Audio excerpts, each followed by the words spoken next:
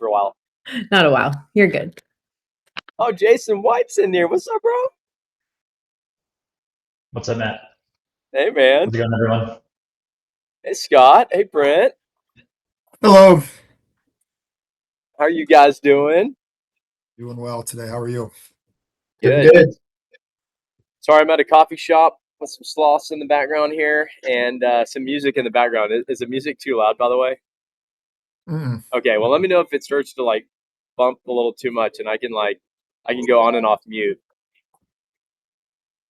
What's up, Joe? Joe's Hey, Matt. been giving some good feedback lately in the community. I like it. Trying to help. I like it, man. Well, cool. Well, you want to go find some deals together? Let's do it. Yeah. So what I was talking to Leslie, and I was like, you know what? I feel like there's a pretty big need to really like dive in here more together with you guys. I may not be able to do this like forever, but like especially for our founding members right now, like I want to spend a lot of time with y'all or as much time as y'all need because again, we are a newer company. The technology is like rapidly evolving, especially as we did this $1 million seed round. And so my major goal and Leslie's major goal is, first of all, we want to like teach y'all how to fish, get y'all trained up, and then so you guys can ultimately have these incredible transformation stories. And then at the very end of that, there's incredible testimonials.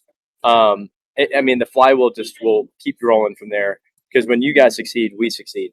So I'm going to be doing this every single Monday. And if y'all feel like we need to do this more, honestly, I'm fine doing this multiple times a week. So we're going to do deal finding training on Mondays. And then right after that, we're going to do comps analysis training with me and Preston, our developer. And then this is where not only are we going to train you guys up, but you can actually give more feedback of like, ooh, it'd be cool if the technology did this, or that. And we could prioritize our dev spend to go like build that out. So just a heads up on that's what we're going to be doing. Well, let's dive in because we'll have about 25 minutes for deal finding training. And then at 2:30, if anyone wants to hang on, we're going to do the comps analysis deep dive. And so let me text this to my guy real quick here. Okay. So let me share my screen and we will dive into this together. Okay. Can y'all see my screen here? Good to go? Okay. I'm going to try to exit out of this. Is it still sharing my screen? Leslie, maybe just say yes or no because I can't see y'all. Yes, you're good. Okay, cool. Well, let's do an example here. So, was there a city that somebody's looking in that we can just take this as for like a practical example and see if we can find a deal together? So maybe one person speak up, tell me about a city you're looking at, and then we can start to go through different scenarios based on where you guys are looking. Yeah, Matt, this is Scott. I mean, I'm looking at Hocking Hills, but I don't think that's an area that you currently have. So I'm not sure if that will work or not. But Hocking Hills, Ohio. Oh yeah, is you're the in the area. Ohio area. Okay. Yeah. Yeah, so Ohio is the one area we're still working to get access to. Mhm. So Leslie, can you make a note of this again, I can't remember how much we've told you this, Scott. There's like 500 MLSs across the country. We have to sign an agreement with them and then pay them about $200 a month to actually get access. This is Leslie. This is our other MLS provider we need to go to and get that signed up. So let's do that today so that we can make sure and get Hocking Hills added in there. Cool. Awesome. Thank Okay. you. Cool. How about like And then, Southern yeah, Utah? Utah. Southern Utah might Utah, be like similar. St. George. Yeah, I'm curious about that too, but I don't know that that's there yet. Yeah, Utah might be the same example of like that one MLS that we're missing there. All right, So I'll give you a softball, Matt. Fredericksburg, Texas. hey, there we go, baby. So Leslie, can you Jason, did you send the Zillow link for that St. George area? No, but I can do that. Okay, make sure and send that. And then Leslie, let's go get with our MLS provider to go get both of those like immediately because yeah, we've had multiple requests on both of those. Sounds good. Okay, cool. Who was asking about Freddie? That was me. I threw that in too. All right, let's Joe. go look there. Okay, here we go. Actually, I kind of want to see y'all's faces. Let me reshare my screen so I can see. Okay, cool. All righty. So here we go. Here's Fredericksburg, Texas. Now, can you tell me a little bit about your buy box situation for this area? Yeah, let's say at least, let's say 3 bedrooms within maybe like of half a mile or a mile from like the main strip, like walking then- distance to the main downtown area of Fredericksburg.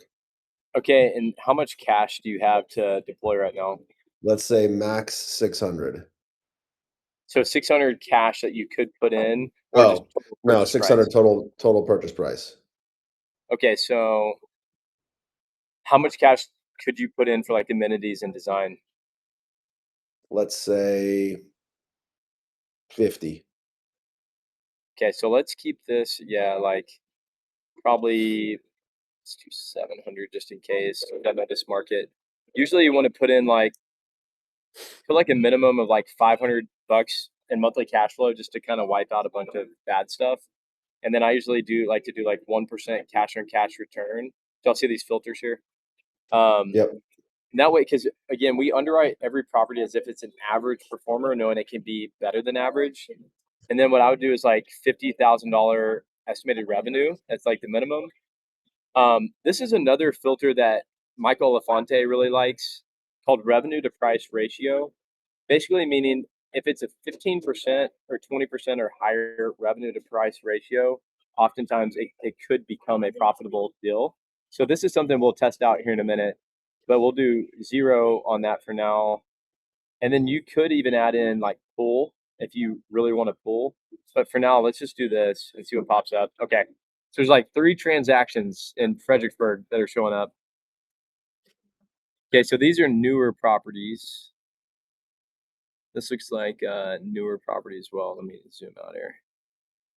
So what I've noticed, Joe, about Fredericksburg is like there's a lot of negative properties that you kind of have to turn into positive. So like Hmm. here's what I would do there is I would say let's reset the defaults and I would do like no minimum on the strike score because essentially what the strike score is based on cash return. So this is going to show like a lot of zeros. And let's like kind of look at these cash on cash return numbers here. And then let's go put in your budget. Let's do like this price range. Because a lot of these will look like bad deals from initial glance until you really dive into them. And so you're wanting to be pretty close to the main street. Yeah, like walking distance would be great. Yeah. Okay. Let's just dive into Keep in these. mind, I know very little about Fredericksburg, so if anybody here does know stuff about Fredericksburg, we can, Okay, use their so like expertise too. here's kind of an interesting one that's 4 bedrooms that I know it's pretty close. So like here, and I know this is an existing short-term rental. Let me zoom this out. So you can go read a little bit more about it, and it's turnkey bread and breakfast. So you have to have a permit in Fredericksburg. But if you notice, like it's kind of that charming house, but it doesn't really have like anything super unique about it. And then the backyard is just kind of basic. So here's what I would do. I would look at that and say, well, does it have any revenue information in there? No, but it does show it is a STR. So let's go analyze this thing. And let's just say this thing could probably get negotiated down to like 650. There's not an ability to add an extra bedroom. Let's go to next. It could get up to this upscale or premium. I think it could probably get up to like 100,000 in revenue, which we can go look and I can show you how. But let's say like 600. Oops. Here's the revenue, 90,000. Let's do like 50%. This reminds me of that feature, Matt, I was asking, where if you could almost at the filter layer choose what revenue you want to use for the algorithm. Yeah. Because I think like everyone wants to operate, like nobody really wants to operate at mid scale, right? Like everyone wants to Right. operate at least upscale. So that I think, changes the numbers across like the entire high level view and might help you zero in on something you would have maybe overlooked or kind of gotten tired and not gotten through and clicked through them all, 100%. So yeah, Leslie, let's make a note of that as well as a major priority for us to do. So 2.0 is launching publicly on Friday. So this is something we could prioritize for the month of May to see if we can do it. We've done it before, but we could definitely do it again. Let me stop sharing my screen so I can get access to my login. 1 second. So now what we're gonna do is go to the comps dashboard and just see what that revenue potential looks like, and then make sure we feel good about that. Okay. Second. All right, can y'all see this again? Yeah. Okay, so I took this address. Well, I just clicked on verify comps right here, and it's a 4-bedroom. So let's go do this. So there's 1,000 properties in this radius. We're gonna tighten that up to like a 2-mile radius to get around Main Street. Actually, maybe like a 1-mile radius. There we go. Let's do 4 bedrooms. Okay, so there's 53 comps in this area. And this is showing, I mean, yeah, you could get up to this kind of $100,000 or more revenue threshold based on a 4-bedroom or more. So maybe we could even go on that higher tier that we saw here, that 116. Let's just see what the amenities are showing. So there's no pool here, and there's no hot tub. So if you add a hot tub, that's a big differentiator. Pets allowed is kind of neutral. And then we're getting a little bit into the comps training, but I'll just show you. I would go again to this table. You go from highest to lowest and just see what trends I see for some of these properties. And again, some of these are newer type properties, but you want to just try to like look at the pictures and mimic what they're doing or better. So based on what I'm seeing here, I mean, some of these are making mid 100s, even more. So let's go back to this dashboard and let's just go to this premium tier that I see, because that feels reasonable for a 4-bedroom. And then let's go to startup expenses. And you said you had about 50 grand you could put in for improvements, right? Yeah. So that means you're probably going to have to go do this on your own. Are you comfortable like flying out there and like doing this, or having local people to help support? Oh yeah. I'm not swinging any hammers. Okay. So yeah, man, I did my college station house and it cost me 120 grand doing that. And it was a 5-bedroom house, but it like fully decked out with summer lead, furnishing, putting green, fire pit, all that. So 50 will get you, a good amount, but just to be brutally honest, like I've noticed like some of these cost like 75 grand, 100 grand sometimes, unless you were to go out and like install some of this with friends and family. But let's just see what this looks like. You're going to manage it on your own? Yeah, let's Maybe. say, sure. Okay. Cleaning fees are already added there. Insurance probably needs to get juiced up a little bit.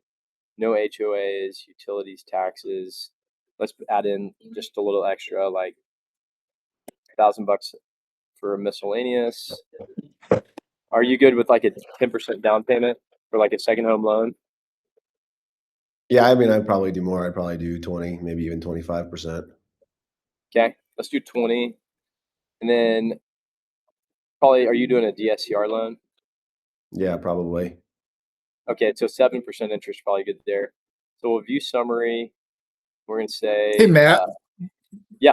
Matt, real quick, just a question while you're on that screen. So like all of your expenses, right? Taxes, utilities, all that stuff, you're pulling all that from a data source, right? That is from the local area, I'm assuming. And I'm just wondering, because when I was playing around with this a little bit, it seemed like some of the taxes and things were a little on the low side, but maybe that was just the particular examples I was looking at. But have you found this is a pretty accurate number, or do they need to be vetted?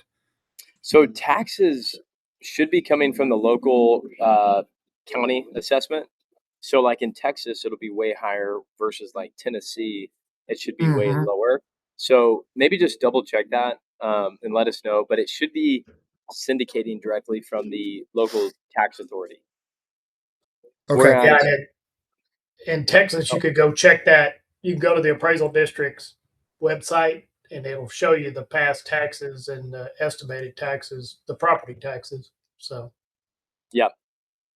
so that's the only one that we're like pulling directly in from like the county assessment, where like utilities is based on $2.50 a square foot of the purchase or of the square footage, and that generally kind of gets you close. So a lot of these are not like perfect, but they're like get you close enough to know like, hey, is this a good decision or not? But all of Mm. these should be probably looked at and validated a little bit further before you like just go execute on it. But Okay, again, makes sense. a lot of this stuff is like, I've been in real estate brokerage for 13 years, and we needed a way to underwrite the entire country. So we had to put in some like general rules of thumb just to kind of like get the underwriting going. And then you guys can go make like little tweaks here and there. Like insurance, I've noticed is like a little bit low. And I think it's based on 0.5% of the entire purchase price, where really it should probably be based on like 0.75% or 1% of the purchase price, because it's a commercial property versus a residential property, if that makes sense. No, it does. It does. So yeah, insurance is something that I would always juice up a little bit more, because it's a commercial property and not a residential, just you're going to live in it. So once you do all this and you go through your financing and all that stuff, you go to view summary, save detailed report, and you could say, let's just say high case scenario. So this is showing this property, if you were to go add all these amenities and get it up to that premium tier, you're looking at like a 16% cash on cash, making like $2,600 a month in cash flow. So, not a bad deal. And it looks like on the comps dashboard, I mean, there's room to run on it too. Like you could get up maybe up here, but the only way to get up to this premium potential is, I'm noticing, you have to have a pool. So like, I mean, pool is like one of the number one drivers of higher revenue there. And some of these like really new properties, or like these, incredible experiences. So this deal actually could be interesting, because that's not a bad purchase price. But it doesn't look like it's going to be like a 30% cash or cash. It's probably like a, 15 to 20% cash or cash return for this property here. And then again, we've got all these different providers here that you can go reach out to for support. So did that make sense on this one? I mean, so this is one you could buy now. Does it look attractive? Does it not? Like, what's your feeling on it? I mean, me personally, yeah. I mean, it looks attractive, right? I would want to dig into some of the comps, right? Which we're not going to do here. Well, maybe we will do later, but yeah, what I want to do is look at what the high comps are, right? And what can I actually achieve that, right? The example I gave you once before was like, I own a short-term rental in Galveston, and it's on the water. And when you have things like that, the comps can be all over the place, right? Because you have to be very like surgical with what comps you let in and not. So that would probably be the next thing I would look at, is like, can I really achieve what those comps are? Yeah, perfect. Well, which hopefully you'll be able to stay on for 2:30 when we dive into that. In the future calls, we may just combine it so we can just do it together. But for now, we separated it. So let us know if y'all would rather just do it combined, and we could do that too. But hey, one more feature I wanted to show y'all we just added is this download button. And this turns this for some reason the MLS photo is bad, but this turns it into a full pro forma with like all these like cool details and a map and all the way down to the investment analysis. So this is really cool. Like as y'all are finding transactions, we can spit out these pro formas like really quick so that y'all can go raise money from capital partners if you like to, or you could just save it and send it to an agent or whoever you're working with just to say, hey, like, here's a property I found. Does this look legit? So it's good for validation, but also good for raising money if y'all are looking to bring in capital partners too. So we've got just a few more minutes. Is there another market you want to test out, like Arizona, Galveston, Smokies, any other interesting markets?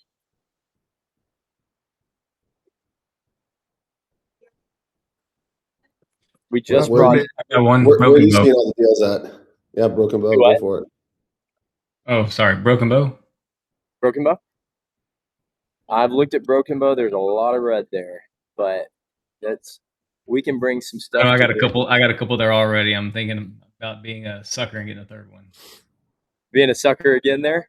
Yeah, getting a third one. Thinking about it. Yeah.